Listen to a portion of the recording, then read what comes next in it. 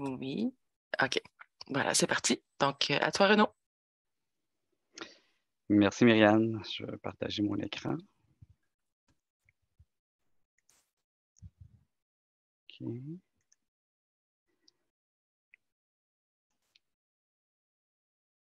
Est-ce que vous le voyez bien? Est-ce que vous m'entendez bien? Oui. OK. Bon, parfait. Donc, merci. Je vais insister en fait là, sur les obstacles et les pistes de solutions en vue d'intégrer les ressources en eau souterraine dans les documents de planification régionaux. Donc, c'est vrai que la maîtrise portait sur le développement d'une approche collaborative, mais à l'intérieur de mon projet, en fait, là, j'ai réservé une place pour parler des obstacles et c'est ça dont je vais discuter aujourd'hui. Donc, la présentation va durer environ 30-35 minutes.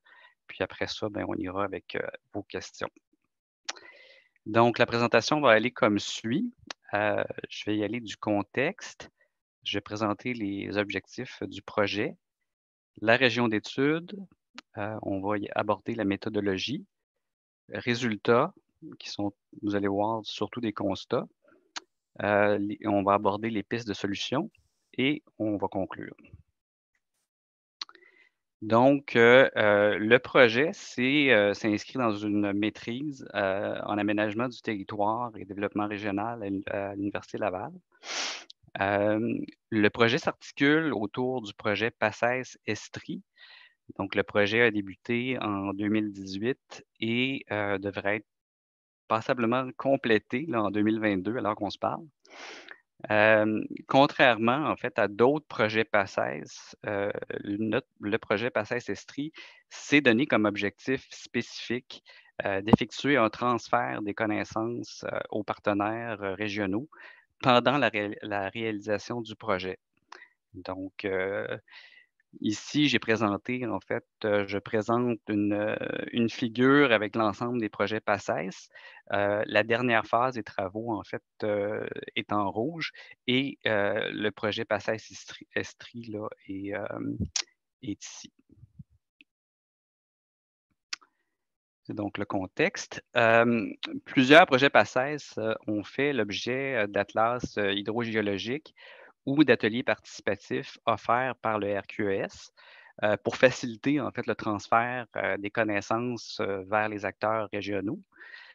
Donc, malgré ces efforts, en fait, notre enquête interne montre que les connaissances produites par les PACES ne se sont pas traduites ou très rarement, en fait, par des mesures concrètes qui apparaissent à l'intérieur des plans directeurs de l'eau des OBV ou dans les schémas d'aménagement des MRC.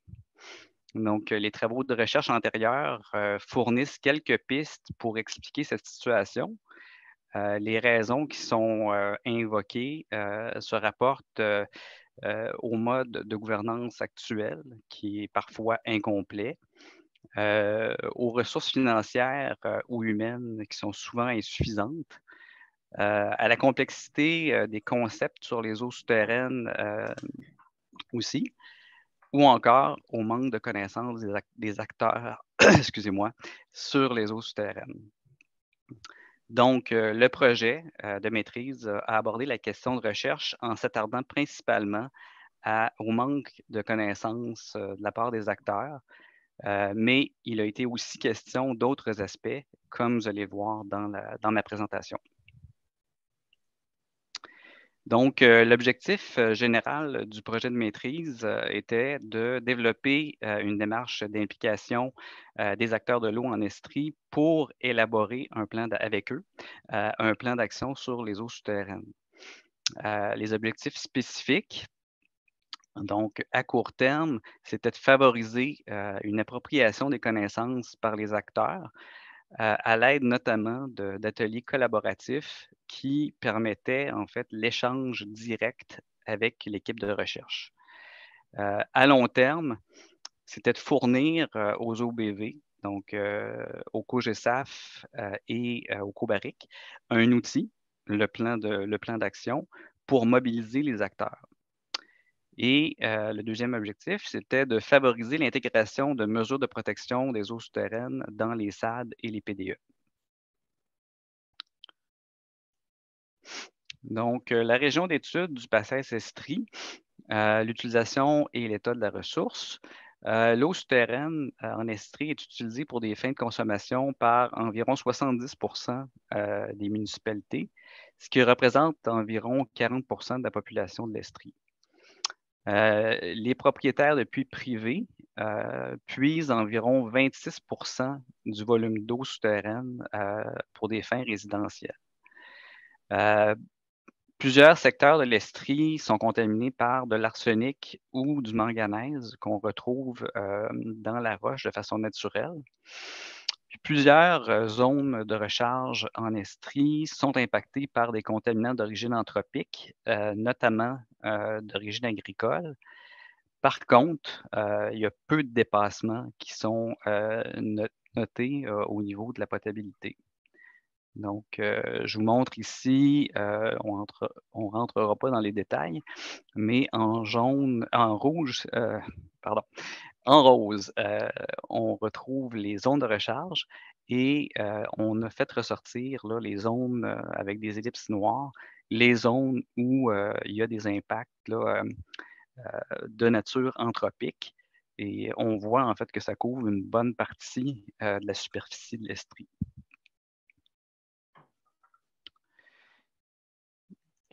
OK. Donc, voici un aperçu schématisé de la démarche qu'on a utilisée pour impliquer les acteurs. Donc, durant la phase 1, l'idée, c'était de développer une démarche qui permettrait en fait d'engager directement et activement les acteurs de l'eau dans un processus collaboratif. L'étape 1 visait à obtenir un portrait de la gestion actuelle des eaux souterraines par les MRC et par les municipalités. L'étape 2 consistait à sélectionner des enjeux prioritaires qui correspondaient aux préoccupations des acteurs. L'étape 3 consistait à identifier des acteurs clés par rapport aux enjeux.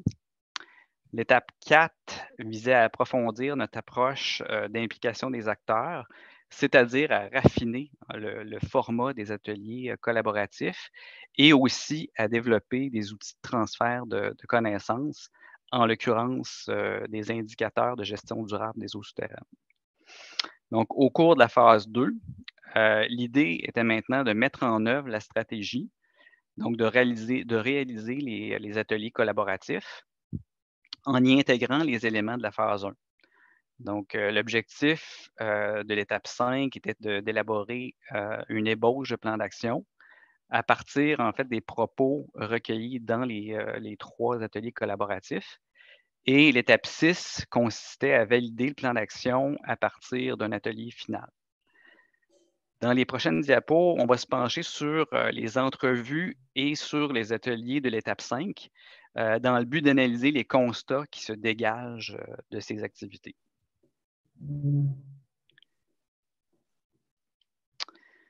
Donc, les entrevues ont été réalisées avec 13 représentants de municipalités et 4 représentants de MRC.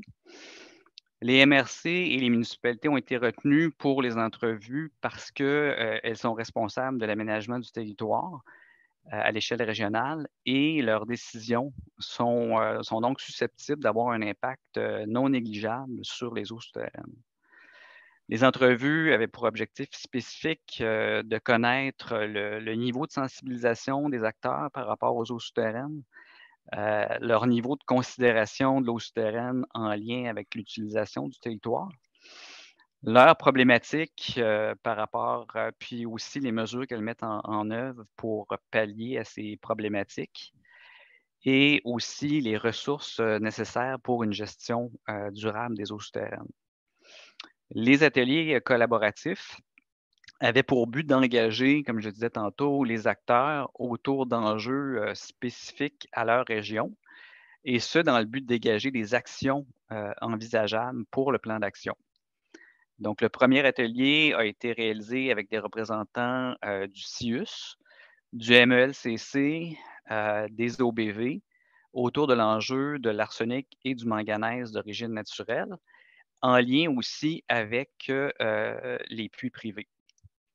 Les ateliers 2 et 3 ont mis l'accent sur les impacts des pratiques agricoles dans les zones de recharge d'eau souterraine, toujours en lien avec les puits privés. Excusez-moi. L'atelier 2 a eu lieu en compagnie de représentants des MRC, de l'UPA et des OBV, tandis que l'atelier 3 regroupait des intervenants du secteur agricole comme l'UPA, l'IRDA ou encore le MAPAC. Donc, au cours des ateliers 1, 2, 3, les échanges entre les participants ont fait ressortir parfois des actions envisageables, mais le plus souvent, en fait, des constats sur la gestion actuelle des eaux souterraines. Constats qu'on va aborder dans les prochaines diapos. Donc, les 3 ateliers ont donné place, en fait, à beaucoup d'échanges entre les participants, et ce, même si les acteurs ne possédaient pas complètement les concepts d'eau souterraine. Donc, je vous présente ici un aperçu du processus qui a mené au plan d'action. Donc, une fois que les 3 premiers ateliers ont été complétés, soit à l'étape 5, l'équipe de recherche a analysé l'ensemble de l'information et en a dégagé les principaux constats. L'équipe a par la suite transposé les principaux constats en action pour élaborer le plan d'action. Au final, la démarche a conduit à l'élaboration d'un plan d'action qui comporte 8 actions, avec des étapes préalables à la mise en œuvre, aussi avec des acteurs pressentis pour chacune des actions, et aussi, disons, fournir des explications complémentaires, explicatives des actions. En fait, un complément d'information pour chacune des actions. Les actions peuvent être classées en 4 catégories. Donc, on a des actions au niveau du transfert des connaissances. On a des actions au niveau de la sensibilisation et l'accompagnement des acteurs. Des mesures de protection des eaux souterraines. Et enfin, l'acquisition de données de terrain. Donc, comme je le disais, en faisant l'analyse des constats, on s'est rendu compte que la majorité représentait en fait des obstacles auxquels sont confrontés les acteurs quand ils essaient d'intégrer les eaux souterraines dans leurs documents de planification. Donc, dans les prochaines diapos, je vais essayer de faire ressortir des exemples d'obstacles qui se dégagent de l'analyse, et aussi, j'accompagne de commentaires qu'on a colligés là, au cours de nos activités. Donc, l'un des principaux obstacles qui nous est apparu concerne le manque de connaissances par rapport aux enjeux d'eau souterraine. Donc, une majorité de MRC et de municipalités, surtout les plus petites, sentent qu'elles auraient besoin d'être accompagnées dans leur dans leur prise de décision concernant les eaux souterraines. Donc, dans le cas des municipalités, un accompagnement serait utile, par exemple, dans le but d'engager une firme pour forer un nouveau puits, ou encore pour évaluer des soumissions en vue de réaliser une étude de vulnérabilité. Dans le cas des MRC, il s'agit principalement d'un accompagnement pour s'approprier les connaissances, bien saisir les enjeux et cibler des actions ou des mesures à prendre en vue de protéger les eaux souterraines. Donc, notre analyse a aussi mis en évidence le besoin d'un transfert continu des connaissances, donc, puis ça par des experts, pour pallier les conséquences d'un roulement important de personnel au niveau municipal. Donc, le besoin d'une meilleure circulation des connaissances entre les municipalités ou les MRC a aussi été identifié comme prioritaire. Donc, un exemple de commentaire qu'on a reçu d'une MRC, pour susciter l'adhésion des acteurs, les MRC doivent se faire comprendre par les acteurs. Elles doivent trouver l'équilibre entre une vulgarisation extrême des connaissances sur les eaux souterraines et un contenu scientifique très pointu. Donc, ça prend un équilibre entre les deux. Un autre obstacle qui est ressorti de notre analyse se situe au niveau des perceptions. Donc, en entrevue, plusieurs répondants avaient l'impression que l'eau souterraine sur leur territoire n'était pas menacée. Et ça, même si les résultats du PACES montraient clairement des signes de dégradation de la qualité de l'eau souterraine sur leur territoire. Et dans certains cas, nos indications indiquaient qu'ils avaient connu, ces municipalités-là avaient connu des problématiques de qualité ou de quantité au cours des dernières années. Donc, selon plusieurs répondants, leurs enjeux d'eau souterraine ne justifient pas la mise en place de mesures de protection volontaires. Donc, par exemple, la sensibilisation des citoyens sur la qualité de l'eau de leurs puits privés ou encore des incitatifs pour la mise en place de pratiques agro-environnementales. Donc, les municipalités, surtout les petites, manquent de ressources financières et humaines pour mettre en place et pour appliquer une réglementation sur les eaux souterraines. Donc, on mentionne, comme je le disais, que le roulement de personnel tend à aggraver cette situation. Par ailleurs, plusieurs municipalités ont l'impression de se voir attribuer beaucoup de responsabilités par l'État en matière de protection d'eau souterraine, mais sans nécessairement obtenir l'accompagnement ou les ressources financières nécessaires pour les assumer. Donc, le cas, par exemple, de la réalisation des études de vulnérabilité ou encore l'application de la politique de protection des rives et du littoral, puis des plaines inondables, nous ont été donnés en exemple. De leur côté, les MRC mentionnent que dans un contexte de ressources limitées, elles n'ont pas l'expertise nécessaire pour s'investir à fond dans la compréhension des enjeux d'eau souterraine. Donc, il y a une municipalité qui nous dit cette année, j'ai vu la possibilité de subvention avec les cultivateurs pour mettre en place des mesures de protection des eaux souterraines, mais moi, je ne suis pas trop au fait. Je suis tout seul, puis il n'y a pas grand monde du conseil qui est intéressé. Donc, un autre obstacle qui a fait surface est le manque de sensibilisation des citoyens et des élus par rapport aux enjeux d'eau souterraine. Même si la DSP Estrie a fait de la sensibilisation ou fait de la sensibilisation depuis le début des années 2000, ces sondages montrent que plusieurs citoyens ne connaissent pas l'existence des contaminants qui menacent la qualité de l'eau de leur puits ou ça, en fait, parce que soit parce qu'ils manquent d'informations ou encore parce qu'ils n'y ont pas accès. Pas accès facilement, j'aurais dire plutôt facilement. La majorité des producteurs agricoles de l'Estrie sont dans cette situation. Et ça, même s'ils se servent de leur eau pour abreuver leur bétail ou irriguer leurs champs. Un facteur important qui contribue à cette situation est l'absence d'obligation au Québec de faire analyser l'eau des puits privés. Le manque de sensibilisation des citoyens, combiné dans certains cas aussi à l'absence de problématiques à court terme, parce que des fois c'est aussi le cas, limite la prise de décision là, par les élus municipaux par rapport aux enjeux d'eau souterraine. Par contre, il faut quand même dire que les répondants de municipalités qui ont des problèmes significatifs de quantité ou de qualité d'eau nous ont mentionné que leurs élus sont généralement sensibilisés aux enjeux. En fait, c'est ça. Au niveau des commentaires, ici, il y a une MRC qui nous dit si nos élus pensent que les enjeux d'eau souterraine ne sont pas une priorité, bien, ça ne va pas se retrouver dans nos plans ou dans nos outils de planification. Donc, c'est aussi simple que ça. Le besoin d'adhésion maintenant des acteurs régionaux apparaît aussi comme un obstacle pour les MRC. Donc, les MRC ne peuvent pas mettre en place des mesures contraignantes de protection des eaux souterraines, comme par exemple restreindre des pratiques ou encore des usages du sol dans une zone de recharge des eaux souterraines, sans que les acteurs aient bien compris les enjeux.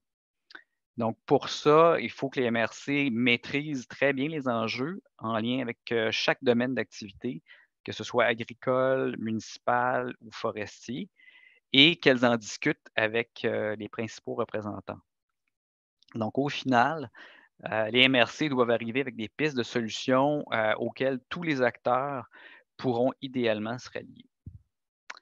Donc, comme commentaire d'une MRC, si les acteurs ne sont pas d'accord avec les mesures, il ne sert à rien aux municipalités de modifier le SAD, car il risque d'y avoir un braquage menant à l'absence d'action concrète.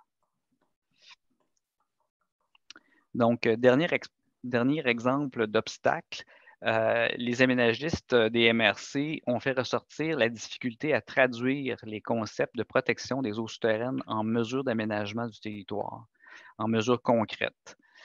Donc, cette difficulté-là provient majoritairement de la disparité des échelles cartographiques utilisées par le PACES et par les municipalités ou les MRC. À titre d'exemple, les MRC mentionnent que la résolution des cartes du PACES aurait besoin d'être raffinée si on veut utiliser ces cartes-là pour sensibiliser les acteurs à une échelle plus locale. Selon certains aménagistes, la difficulté à traduire les concepts d'eau souterraine serait aussi attribuable à la difficulté de trouver les bons outils de planification pour protéger les eaux souterraines. Donc, à l'heure actuelle, il n'y a pas d'outil d'aménagement du territoire qui est spécifiquement conçu pour la protection des eaux souterraines. Les aménagistes doivent donc se servir d'outils adaptés à d'autres problématiques. Donc, on peut penser, entre autres, à l'utilisation du règlement de zonage qui permettrait, par exemple, d'interdire l'abattage d'arbres dans un certain secteur où on veut protéger ou maintenir une protection au niveau des eaux souterraines. Comme commentaire, une MRC nous dit « Ça devient difficile si l'on se retrouve dans un territoire qui est majoritairement dans une zone de recharge. On ne peut pas venir interdire tout type d'industrie à cet endroit-là. Donc, c'est vraiment l'arrimage des échelles qui reste difficile. » Donc, je vous présente maintenant un schéma qui donne une vue d'ensemble des obstacles qu'on a répertoriés. Donc, toujours en partant des entrevues et des ateliers, on a émis des hypothèses permettant d'identifier des liens de causalité entre les obstacles. Donc, j'attire votre attention sur les obstacles les plus significatifs. Donc, ce sont les obstacles qu'on a appelés les obstacles racinaires. Donc, en l'occurrence, le cadre institutionnel de gestion intégré par bassin versant qui serait incomplet. On note entre autres l'absence d'OGAT. Donc, une OGAT, c'est une orientation gouvernementale en aménagement du territoire. Et aussi le manque au niveau du transfert des connaissances. J'attire aussi votre attention sur l'obstacle central, qui est le manque de sensibilisation des élus et des citoyens. Donc, dans notre chaîne de causalité, les obstacles racinaires sont importants parce qu'ils fournissent des explications sur plusieurs obstacles situés en aval. Donc, à droite, on voit qu'il y a plusieurs flèches qui partent de nos obstacles racinaires ici. Donc, tandis que l'obstacle central, lui, il est important parce qu'il dépend de plusieurs obstacles. Donc, ça le rend plus difficile à surmonter, si on veut. Donc, notre analyse tend à démontrer qu'un manque de sensibilisation des citoyens et des élus s'explique notamment par des perceptions erronées, ici, des manques au niveau du transfert des connaissances, donc ici, des manques aussi au niveau du cadre, comme je disais tantôt, au cadre institutionnel de gestion par bassin versant. Donc, le manque de sensibilisation des citoyens et des élus affecte directement ou indirectement le niveau d'intégration des eaux souterraines dans les PDE, dans les SAD, excusez-moi. Donc, directement, si on regarde ici, une flèche directe qui va vers l'absence d'intégration, ou indirectement de cette façon-là ou de cette façon-là.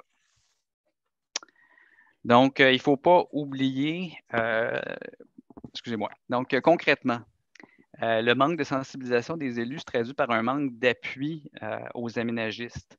Les aménagistes ont besoin de cet appui dans le contexte où, de leurs élus, là, pour consacrer des efforts à l'intégration des eaux souterraines dans les SAD. Les SAD, en fait, actuellement, il n'y a aucune obligation de la part des MRC de faire ça, d'intégrer les eaux souterraines à l'intérieur des SAD. Donc, c'est important que les aménagistes aient une certaine légitimité qui leur vient de leurs élus pour le faire. De son côté, en fait, des manques ou l'absence de transfert de connaissances vers les acteurs contribuent à entretenir des perceptions erronées par rapport aux eaux souterraines et aussi le manque de sensibilisation des citoyens et des élus. Donc, les flèches qui partent comme ça. Des manques dans le transfert des connaissances affectent aussi la production du PDE, ici. Disons que le PDE, à l'échelle régionale, est un élément essentiel pour l'appropriation des enjeux et éventuellement pour une traduction des enjeux en mesure d'aménagement. Donc, ici.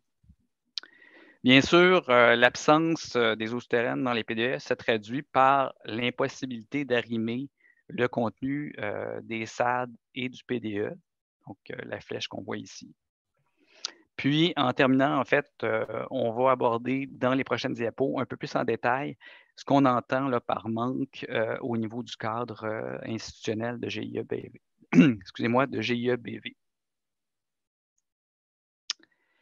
Donc, une fois que nos obstacles étaient identifiés et disposés sous forme de chaîne causale, ça devenait relativement facile d'identifier des pistes de solutions.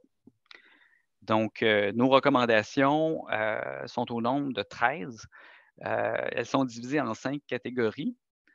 Donc, la sensibilisation des élus et sensibilisation des citoyens. Au niveau du transfert et de l'échange de connaissances, adapter les outils cartographiques du PACES selon les outils des acteurs de l'eau.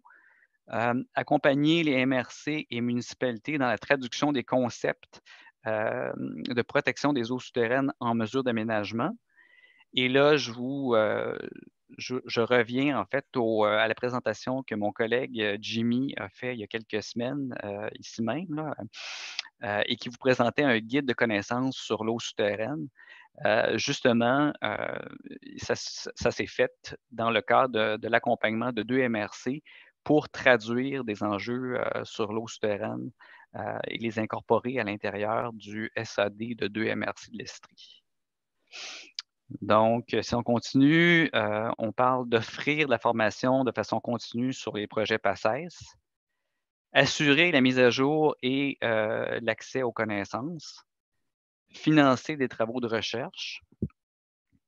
Au niveau du suivi des enjeux régionaux, il s'agit d'instaurer des programmes régionaux de suivi de la qualité de l'eau souterraine, notamment dans les secteurs avec des problématiques avérées, tout au moins. Au niveau des incitatifs financiers, on parle de promouvoir des projets locaux portant sur l'eau souterraine. Au niveau du cadre institutionnel, je vais l'aborder plus en détail dans les prochaines diapos. Puis, je vous rappelle en fait que ces recommandations-là sont importantes parce que, comme on le disait tout à l'heure, ça permettrait de régler en fait plusieurs problèmes en aval dans la chaîne causale. Donc, je reviens. Au niveau des pistes de solutions en ce qui concerne le cadre institutionnel, on propose de mettre en place une OGAT-GIR.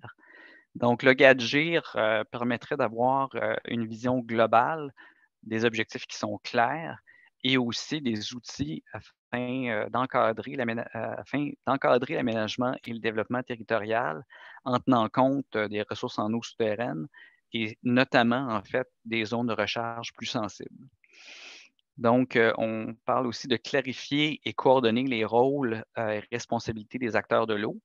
La gestion des eaux souterraines est partagée, comme on le sait, entre plusieurs acteurs sur un territoire. Donc, cette situation entraîne une certaine confusion au niveau des rôles et responsabilités de chacun. Donc, il y aurait lieu de clarifier et coordonner les rôles et responsabilités.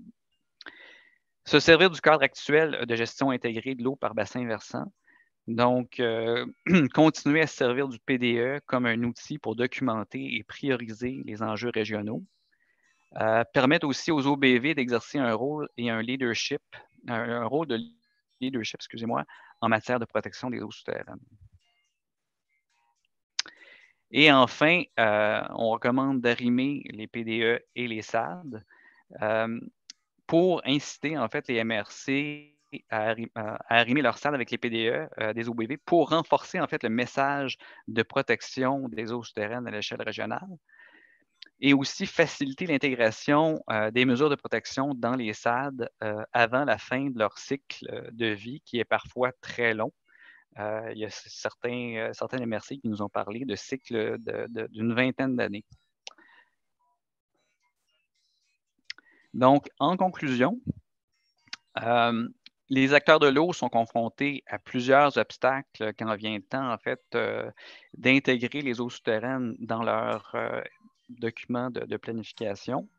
Les liens de causalité entre les obstacles font ressortir les racines de la problématique. S'attaquer en priorité aux obstacles racinaires, comme je disais tantôt, favoriserait l'intégration de l'eau souterraine dans les PDE et dans les SAD. Puis, enfin, on pense que intégrer l'eau souterraine dans les PDE et les SAD favoriserait aussi une gestion plus durable de l'eau souterraine au Québec. Donc, maintenant, je vous présente notre équipe de recherche. Roxane Lavoie, professeure à l'Université Laval. René Lefebvre, qui est professeur à l'INRS ETE. Julie Grenier, coordonnatrice de projet au COGESAF. Et moi-même, nos partenaires. Donc, MRC, MAPAC, comme je disais tantôt, Agriculture et Agroalimentaire Canada, etc. Je vous laisse aussi des références. Je pense que vous allez avoir accès à ma présentation avec des liens pour accéder à divers documents concernant ma présentation. Et enfin, ici, pour ceux qui se questionnaient sur le plan d'action, je vous montre un peu ce que ça a l'air. L'action numéro 8, donc j'ai choisi celle-là, avec les actions, le libellé en fait de l'action envisageable, qui est de mettre en place dans les zones de recharge des mesures de protection des eaux souterraines adaptées au contexte municipal et agricole. Je parlais aussi de la méthode de mise en œuvre, donc certains détails, les acteurs pressentis et des commentaires pour entourant toujours cette action-là. Donc, ça met fin à ma présentation. Donc, je remets la parole à Myriam.